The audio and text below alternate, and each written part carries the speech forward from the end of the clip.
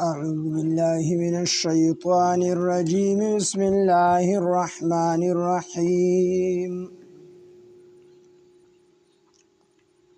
قالوا يا أبانا ما لك لا تأمن على يوسف وإنا له لناصحون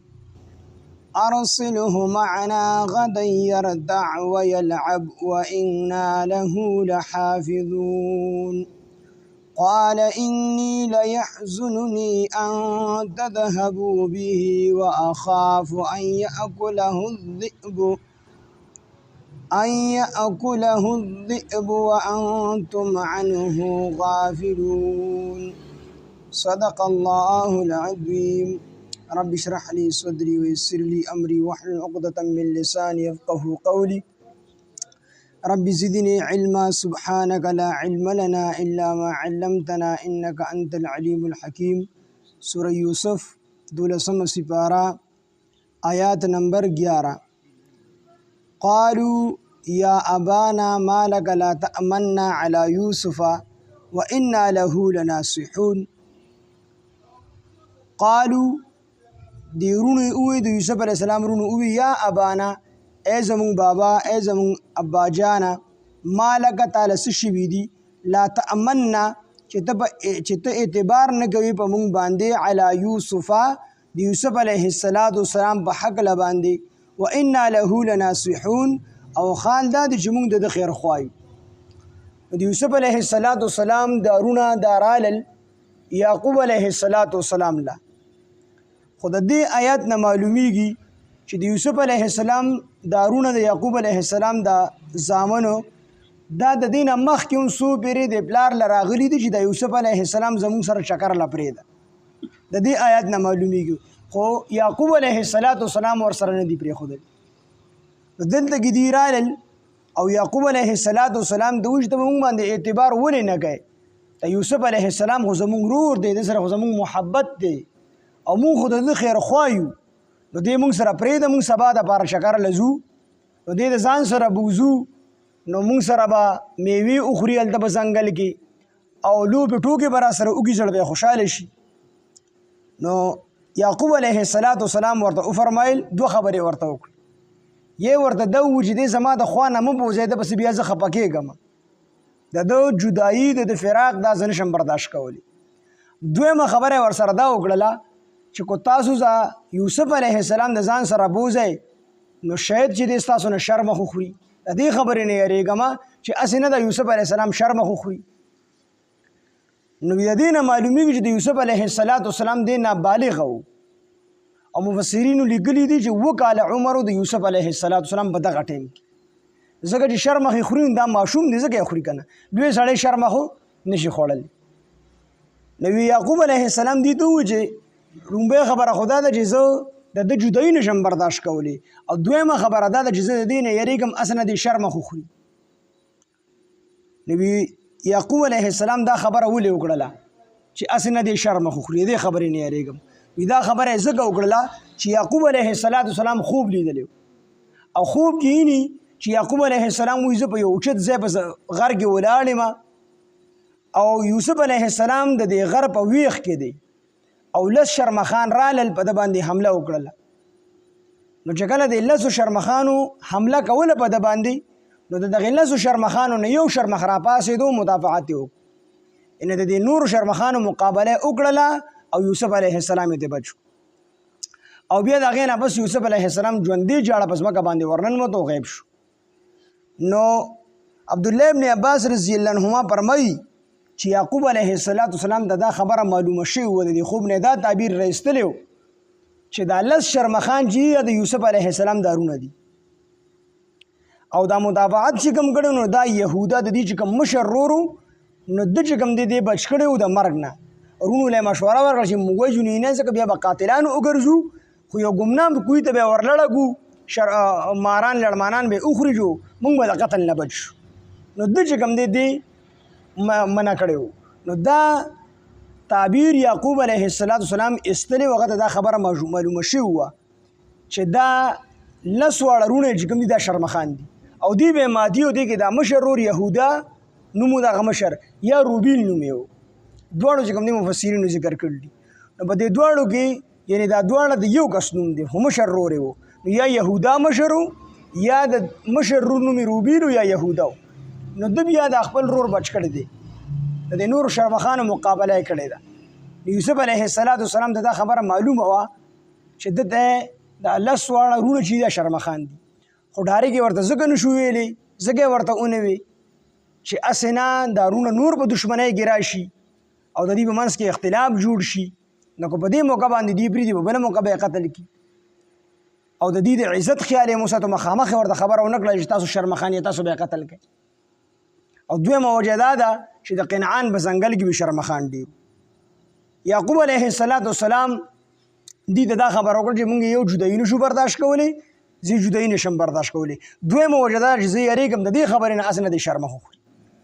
نو دې زامنو یې ورته وویل چې شرمخې خوري نو موږ خو لس کسه ځوانان یو. قالوا لئن اکله الذئب ونحن عصبة، موږ یو مضبوط جماعت یو، لس کسان یو، نو دا به زموږ نه دې څنګه خوري؟ یوسف علیه السلام دا به زموږ نه شرمخ څنګه خوري؟ موږ به د حفاظت کوو. او چې دې زموږ نه د لسو کسانو نه یوسف علیه السلام شرمخ وخوړو نو بیا خو موږ ورڅخه خلک نه یو. نو دا تسلي پلار له ورکړله یعقوب علیه السلام له. یعقوب علیه السلام ورسره پرېښودو او په لاره ورسره جلبې ورسره وکړو. یوسف علیه السلام ورسره دی او د دې سره یې بوځي په لاره باندې او وصیت یې ورته وکړو چې ګورې بچو دی ماشوم دی د 2 کالو دی، چېرته وږي یې نه کوې، چېرته تږي یې نه کوې، تکلیف ورته ونه رسوي، د ده به ډېر زیات خیال ساتي. دې ټول وي ټیک ده. یعقوب علیه السلام ورسره روان دی، یوه ونه ده،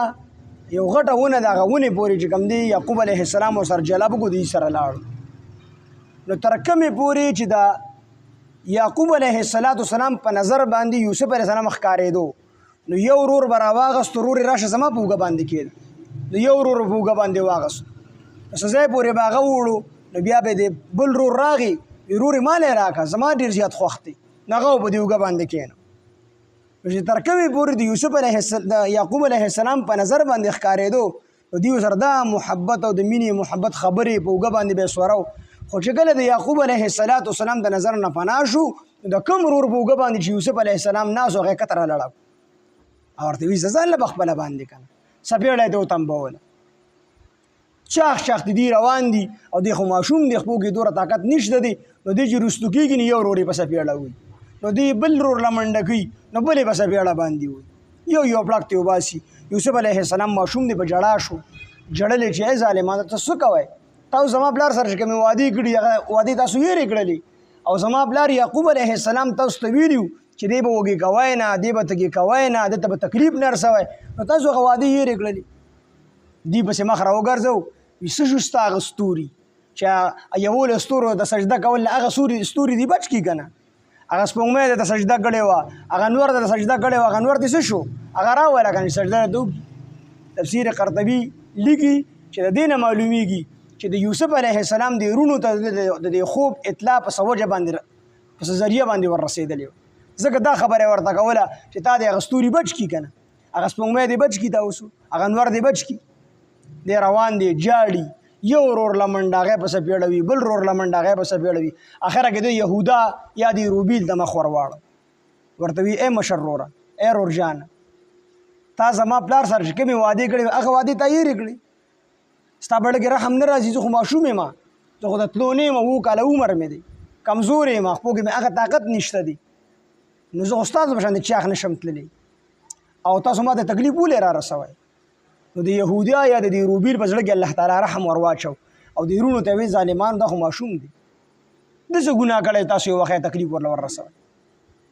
نو وروڼو ته یې دې مه وښئ او ده ته یې زه سره یم، په سر یې ورله لاس کېښود، وایي زه سره یم، تا ته یو ورور تکلیف نشي در رسولی. بهر حال دې وروڼو ته یې وایي داسې کار کوو، دې واپس بوځو، د ده څه ګناه دی، دې که مونږ قتل کړو مونږ به چې کوم دی د الله تعالی مجرمان وګرځو په مخ ته ځمکه باندې. او دویمه دا چې خپل پلار به خفه کړو، هغه ته به تکلیف ورسو، نو دی واپس بوځو او دی به دلته سوګندي کړو، قسم به ورله ورکړو چې پلار ته به ال نه وای، دی به ال نه وي، واپس به یې بوځو. وروڼه پسې راوګرځېدل، وي ښه ته بابا ته نمبر یې جوړی چې اوس لاړ شي او پلار ته وایي چې دې ما بچ کړی دی، نور ورونو قتلو خو ما بچ کړی دی، او دې ځان سره د قتل ټول سامان چړې چاقوان دی ځان سره اخیستو چې دی به قتلو په هلته کې. بهرحال دې ورونو ورته ووایي د یهودا ته یا د روبیل ته یو که ته مدافعت کوې او زمونږ دپاره چې کوم دی خلل جوړېږي نو تا ورسره هم قتلو، موږ نه ځوانان یو او ته زمونږ یو ګزار نه رسي. نو هغه ویرېدو، نو ورته ویې خیر دی واپس یې نه بوځو پلار له، خو داسې به وګورو یو شاړ ګویې به وګورو او هغه کوی ته به یې ورلړو. د ټولو په دې باندې اتفاق راغی او یوسف علیه السلام یې د ځان سره روان کو او یو شاړ کویې و هغه کوی ته چې کوم دی غاړې ته یې بوتلو. چې کله دی په کم ټایم کې غورځو یوسف علیه السلام هلته هم هغه کوی نیولی دی او ځان منع کوي او دې ته چې کوم دی جاړي په خپو ورله پرېوځي چې ای زما ورونو دا تاسو ما سره کوم ظلم کوئ،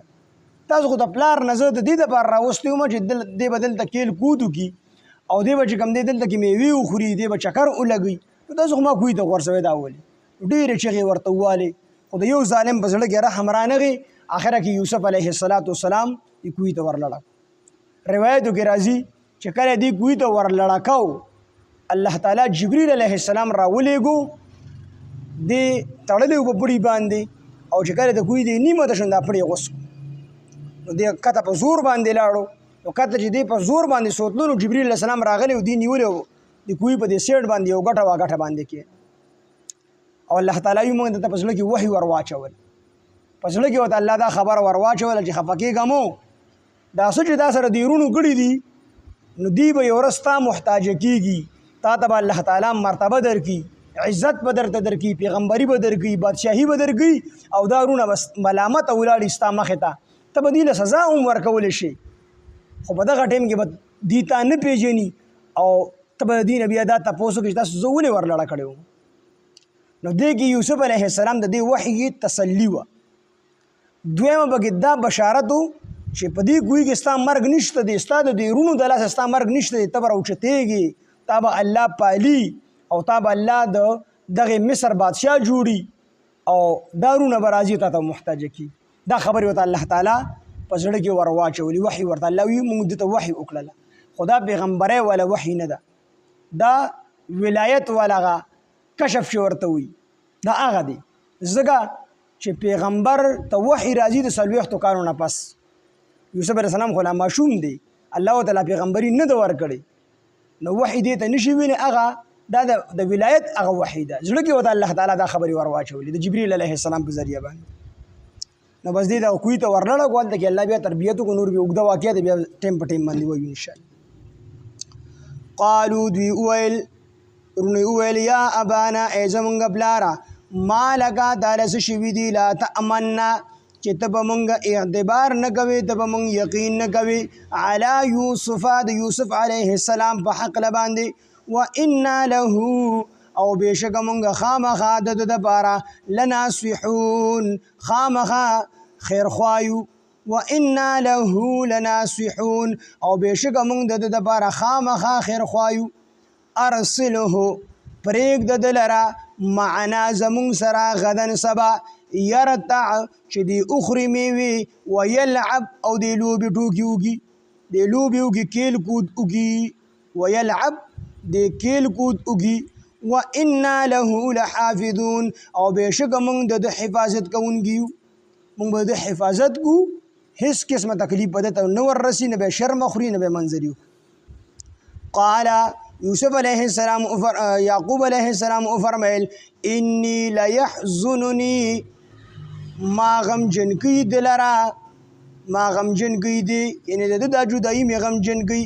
ان تذهبوا دا چې تاسو بوځئ به دلرا و اخاف دویمه خبره دا ده چې زه یریږم ان یاکله الذئب دا چې وبخوري دلره شرمخ. نو دلته کې دا دوه خبرې وکړې د یعقوب علیه السلام نورو زامنو هغې ووایي چې دی مونږ ځان سره بوځو، دی به خوراک سکاک وکړي او کیل کود به وکړي. نو یعقوب علیه السلام ورته دا خبره ونه کړله چې دا کیل کود حرام دی، دی ورته ونه وي. د دې نه معلومیږي چې هغه کیل کود چې هغه د شریعت په حدودو کې دن نه دا مباح دی، دا جایز دی. خو چې کم کیل کود کمې لوبې ټوکې دا د شریعت د حدودو نه بهر وي نو هغه حرام وي. لکه یو سړی کرکټ کوي خو د شریعت په حدودو کې دننه نو دا حلال دی جایز دی فوټبال کوي د شریعت په حدودو کې دننه دا جایز دی مباح دی او که د شریعت حد کراس کوي نو بیا حرامي لکه فوټبال کې اکثرو خلکو هغه جانګي اچولي نو د نارینه عورت د نوم نه راواخلې تر د کونډو پورې دا د نارینه عورت دی د زنګون په دې عورت کې داخل دی د امام ابو حنیفه رحمت الله علیه په نسبت باندې او نوم د عورت نه بهر دی نو د نوم نه راواخلې تر د کونډو پورې دا عورت دی نو چې دی کم سے کم پټي نو فوټبال کې اکثرو خلکو یا کبډای کې دي کې جنگي چولی نو عورت ټول ښکاری دا حرام دي څوک چې ورته ګوري دیم په حرامو کې مبتلا دي څوک چې په خپل کې دیم په حرامو کې مبتلا یا کرکټ چې زمون ملګری کوي نو هغه اکثر د ماخه مونږ تلل شي څوک اډونه کې اشیا نه جاي مونږ دړ شي نو دا کرکټ مباح ته خو چې مونږ دې پسې پرې خو دا مباح سیس دي چې کوم دي حرام وګرځي نو د دې نه معلومیږي چې کېل کود دا حلال مباح دی خو په شرط دی چې د شریعت په حدودو کې دننه وي قال انني نو یعقوب علیه السلام او فرمایل انني لا يحزنني ما غمجن کی دی ان تذهبوا داجتا سبوزه دلرا ان تذهبوا داجتا سبوزه به دلرا واخاف ذو يريغما ان ياكله الذئب داج او بخري دلرا شرمخ وانتم عنه غافلون او تاسو بد د نبی خبره قالوا يعقوب عليه السلام نور زامنو وی یوسف عليه السلام رونو وی لئن اكله الذئب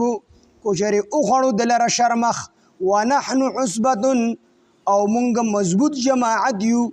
مونږ مضبوط قوت والیو ونحن عصبه او حال دا چې مونږ مضبوط جماعت یو ان اذن نو بشک په دغه ټیم کې به مونږ لا خاسرون خامخا تاوانیان یو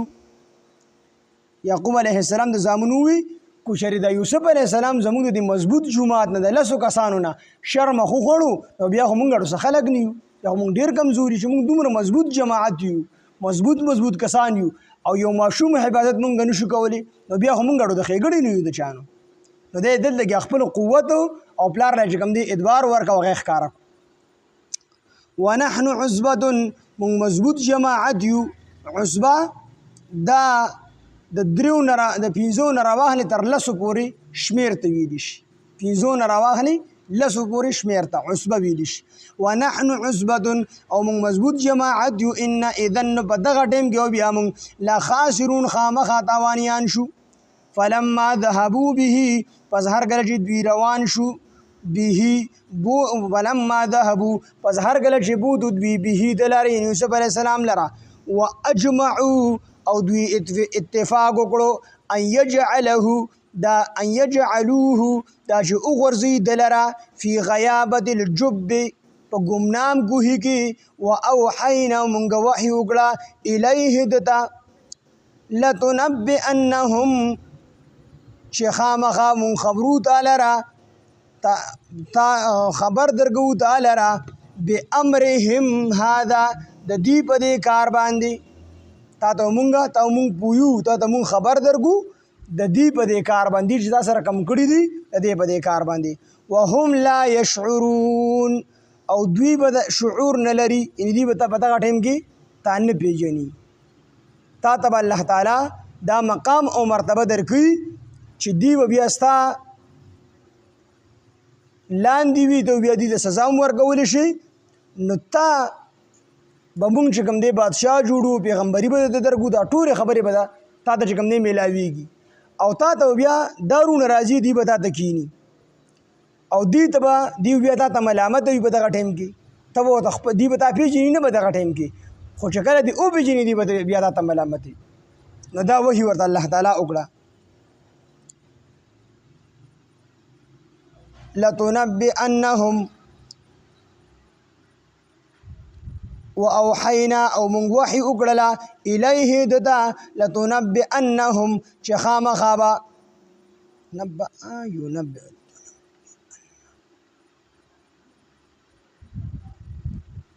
لتنبئنهم تبخامخا خبر ورګی دوی ته بامرهم هذا د دوی په دې کار باندې وهم لا يشعرون او دوی به شعور نه لري دوی به نه پوهېږي. نو ته بیا دې ته خبر ورکړې تاسو موږ سره دا کړي دا به ته یادی دا وحي ورته الله تعالی په زړه کې ور واچوله چې کله ته به دې خپلو وروڼو ته دا تا سره چې کوم بد کړي دي نو دا بد به ورته ته ور یادی او دوی ته به پته نه یعنې دوی به تا نه پېژني. نو دې کې اشاره دی ته وه چې تا به الله تعالی ژوندې صحیح سالم ساتي لویي به د الله تعالی پیغمبري به درکړي بادشاهي به درکړي د هغې نه پس به دا خلک راځي او دوی به تا ته ملامته ولاړي او ته به ورته دا خبره یاد کړي تاسو ما سره دا بد کړي او هغه بیا الله پاک هغه شان دې وکړل. یوسف علیه السلام ورته وفرمیل چې ستاسو یو ورور یوسف او هغه تاسو چې کوم دی تاسو د هغه سره څه کړي دا خبرې ورته بیا وروستو کړي وروسته بیا واقعه کې را روان. قالو دوی ویل یا ابانا ای زمونږ پلاره ما لکه څه شوي دي تاله لا تأمنا چې ته به مونږ اعتبار نه کوي علی یوسف د یوسف علیه السلام په حقله باندې و انا له لناصحون او بېشکه مونږ خو د خیر خوایو ارسله دی اولیږه معنا زمونږ سره غدن سبا یرتع ویلعب چې دی اخري او لوبې ټوکې وکړي و انا له لحافظون او بېشکه مونږ د حفاظت کوونکي یو. قال انی لیحزننی نو یعقوب علیه السلام وفرمیل چې خپکۍ غمجنکۍ ما لره دی ان تذهبوا به دا چې تاسو بوځئ د لره انی لیحزننی خپکۍ ما لره ان تذهبوا به دا چې تاسو بوځئ د لره واخاف ان یاکله الذئب او دویمه دا چې زه ویرېږم چې دی به شرمخ اخري وانتم عنه غافلون او تاسو به د ده نه بېخبره. قالو یوسف علیه السلام یعقوب علیه السلام زامن وویل لئن اکله الذئب کو چېرې وخوړ دی زموږ نه شرمخ ونحن عصبة او مونږ یو مضبوط جماعت یو انا اذن نو بېشکه په دغه ټیم کې مونږ لخاسرون خامخا تاوانیان شو. فلما ذهبوا به پس هر کله چې دی بوتو د لره واجمعوا او دوی اتفاق وکړو ان یجعلوه دا چې دی وغورځي فی غیابة الجب په یو ګمنام ګویي کې واوحینا مونږ وحي وکړه الیه ده ته لتنبئنهم چې ته به خامخا خبر ورکوي دوی ته بامرهم هذا د دوی په دې کار باندې ته به دوی ته خبر ورکوي بیا په آینده زمانه کې د دوی په دې کار چې تا سره کوم بد کړي دي دوی ګویي ته غورځولې تا ته تکلیف در رسولی دی نو د دې خبر به ته ورکوې دا خبرې به ته بیا یادوي وروستو زمانه کې. وهم لا یشعرون او دوی به چې کوم دی نه پوهېږي په دغه ټایم کې دوی به تا نه پېژني. سبحان الله وبحمده سبحانك اللهم بحمدك اشهد ان لا اله الا انت نستغفرك ونتوب اليك. سبحان ربك رب العزة عما يصفون وسلام على المرسلين والحمد لله رب العالمين. امين بالله.